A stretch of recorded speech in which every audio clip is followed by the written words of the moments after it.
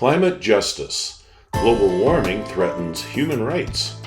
Climate justice is the name of a movement recognizing the climate crisis as a threat to social justice. Find out why human rights group Amnesty International has issued a detailed policy briefing on global warming. I've been involved in human rights organizations and environmental groups for decades. I've taken part in protests, worked as an urgent action volunteer, handed out trees on Earth Day, and of course, written countless articles on these topics throughout my adult life. It's not unusual for people to take an interest in both kinds of issues. I've often run across people I knew from one movement at gatherings supporting the other cause. The climate crisis has blurred the lines between these issues still further. There's a growing climate justice movement that is making the point that climate change threatens basic human rights and the principle of justice for all. The modern environmental movement arose out of the counterculture of the 1960s, with the first Earth Day taking place in 1970. So from the beginning, there was some overlap in both the activists and the principles underlying the environmental and social justice campaigns. Even so, what we think of today as climate justice emerged from the 2009 Copenhagen Climate Conference. Diverse activists from across the globe converged on the gathering, and when the parties couldn't agree on ways to make progress, grassroots movements emerged demanding climate action that also addressed human rights issues. So I wasn't surprised this week when I received a policy briefing from the human rights group Amnesty International on the climate change issue. Its title, Stop Burning Our Rights, reflects the urgency with which social justice activists now view global warming. Amnesty's reason for releasing a policy brief on an ecological issue is that, quote, climate change threatens the enjoyment of civil, political, economic, social, and cultural rights of present and future generations, and ultimately, the future of humanity.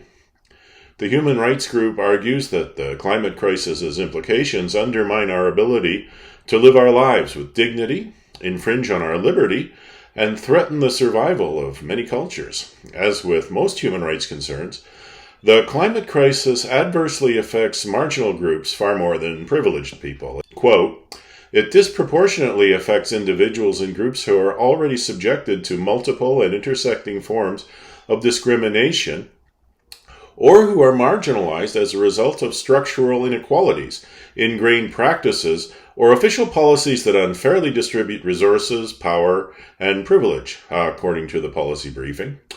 The lack of climate justice marginalizes women, indigenous peoples, and those with disabilities.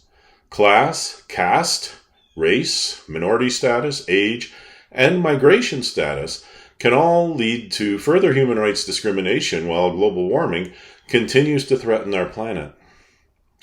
From the point of view of most nations, the climate crisis affects developing countries more severely than those of us living in the first world. Third world countries are more likely to face exposure to climate disasters because of simple geography, and the legacy of colonialism has prevented political and socio-economic factors that amplify weather event damage. Worse, these global south nations aren't the countries causing the ongoing climate crisis. An Oxfam study shows that the wealthiest 1% of the global population is responsible for double the carbon dioxide emissions of the poorer half of the world combined. Amnesty International has outlined 4 broad ways global warming threatens climate justice. It violates the rights to life, health, food, water, housing, and adequate living standards. Studies link climate change to over 400,000 premature deaths. The World Health Organization, WHO, forecasts 250,000 additional deaths per year between 2030 and 2050 from malaria, diarrhea, and heat stress because of global warming.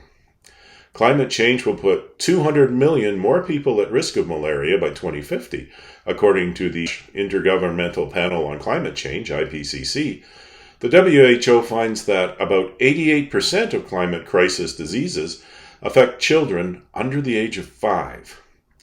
The World Food Program forecasts that the climate crisis will leave 20% more people suffering hunger and malnutrition by 2050, Unless we keep global temperature rise below 2 degrees Celsius, 189 million more people will be left vulnerable to food insecurity. At 4 degrees Celsius, that figure is 1.8 billion people. With a 2-degree rise in global temperature, over 1 billion people will face a severe loss of water resources. We could cut that figure in half by holding the rise in temperature to 1.5 degrees Celsius. We already have over 1.8 billion people living in inadequate housing around the world, which leaves them more vulnerable to severe weather events.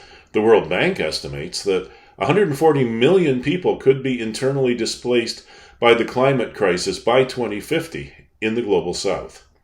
The International Labour Organization estimates that about 40% of world employment, 1.2 billion jobs, rely heavily on natural processes, making them especially vulnerable to the climate crisis.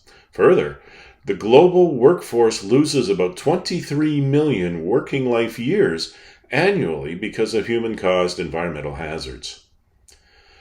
These climate justice issues reflect humanity's need for a new story that focuses on greater equity between peoples. Solutions need to include sharing both the benefits and the burdens that come with an attitude of stewardship toward our planet. Climate justice calls for a shift toward a new relationship with our planet and with one another. We all need to be working toward a new ecozoic era in which we respect ecosystems and the diverse cultures inhabiting our planet, incorporating indigenous cultures' emphasis on the rights of future generations yet unborn. Amnesty International's climate justice policy briefing explains that delaying climate action could, quote, have irreversible consequences on the environment, affecting a range of rights of future generations. Delaying climate action also has the effect of increasing the costs of adapting to climate change and providing remedy for harm to future generations, thereby reducing the resources available to them. We always have more to learn if we dare to know.